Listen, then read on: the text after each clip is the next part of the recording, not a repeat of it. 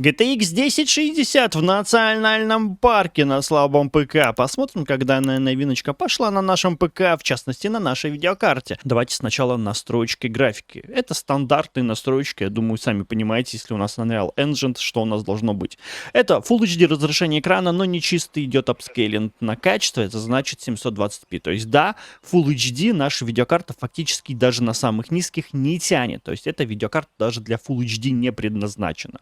Таким образом, у нас получается 720p разрешение экрана, это если чистые, и минимально возможные настройки графики. Все, что только возможно, стоит на самых низких, и ниже уже некуда. Но в сухом остатке, что мы получаем? 30-35, местами 40 FPS и подгрузка некоторых текстур и объектов на ходу, но не забывайте, на каких настройках графики мы играем, и на какой видеокарте. Видеокарта уже по мощности, опять же, ей фактически уже 10 лет, и, естественно, она уже не предназначена для серьезного гейминга в 2026 году.